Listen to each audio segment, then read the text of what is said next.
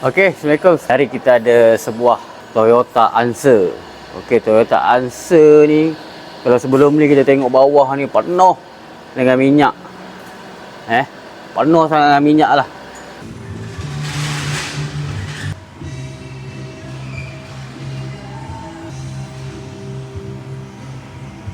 Jadi sebelum kita troubleshoot leaking dekat mana, pertama sekali kita akan cuci terlebih dahulu untuk kita detect dekat mana dia punya leaking dia. Untuk kereta ni dia ada dua tempat lah untuk leaking dia. Yang pertama bahagian valve cover gasket atas, yang kedua bahagian oil sump. Untuk model Toyota Answer ni, dia punya oil sump ada menggunakan getah gasket macam ni. Kita boleh tengok ni. Getah ni. Kalau kita nak buat leaking untuk Toyota Answer ni lebih mudah, enjin kita keluarkan. Bincang awal ni memang kita nak keluarkan enjin sebab kita nak tengok masalah apa kereta ni.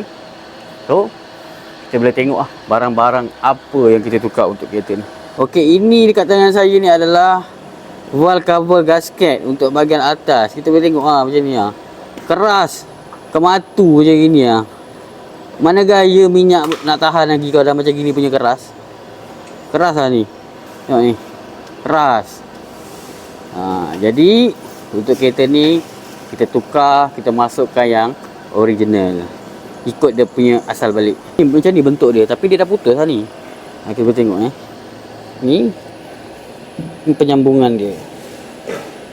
Dia macam gini dah, lebih kurang. Macam gini, ada lagi yang menyambung.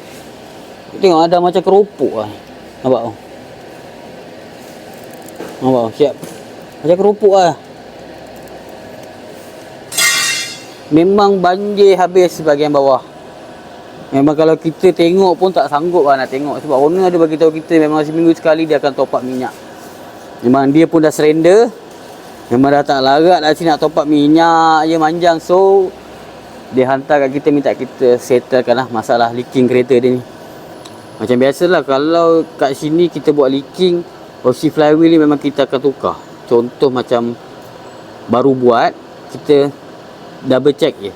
Kalau okey, kita tak tukar. Kalau macam gini punya gaya, dah lembik, dah belanja putus macam ni, memang kita kena tukar untuk mengelak kerja 2 kali. Sebab apa? Untuk model kereta macam gini nak buat, memang kita kena turun enjin. Barulah kita dapat betul-betul orang cakap apa, dia punya hasil yang macam mana kita nak.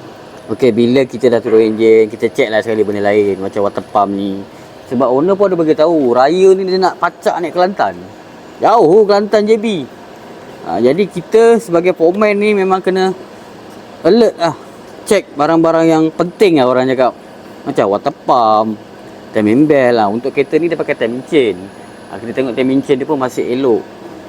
So kita tukar mana yang penting sajalah. Macam water pump, belting luar ni, kita nampak macam elok tau belting luar ni, tapi bila kita pasang dia dah memanjang.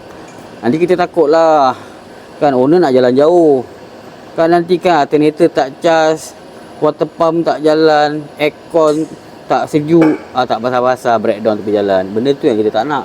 So kita masukkan yang baru je. Jom kita tengok hasil yang kita dah buat. Okey, pertama kita boleh tengok kawasan yang sebelum ni teruk, memang belecak habis, banjir habis. Kita tengoklah selepas kita buat balik, kita sealant balik, kita tukar pada gasket yang baru.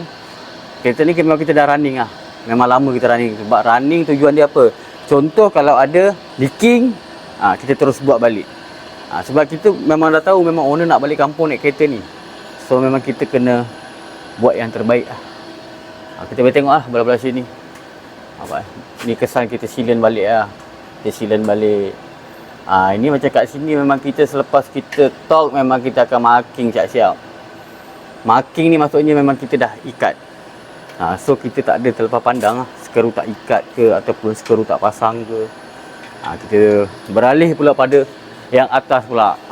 Okey, kita boleh tengok ini adalah bahagian atas ini valve cover, bukan valve cover baru. Ini kita dah restore balik.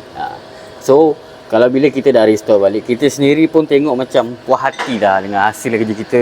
Harap-harap owner pun sama lah macam kita tengok. Oh, nampak cantik lah. Walaupun kereta ni dah lama. So alhamdulillah lah, kereta ni memang kita dah run, kita dah bawa, memang tak ada leaking, tak ada apa semua. Jadi kereta ni pun kita dah boleh delivery pada customer. InsyaAllah berjumpa kita di next video. Jangan lupa komen, like, share. Itu saja untuk fokusan saya hari ini. Assalamualaikum.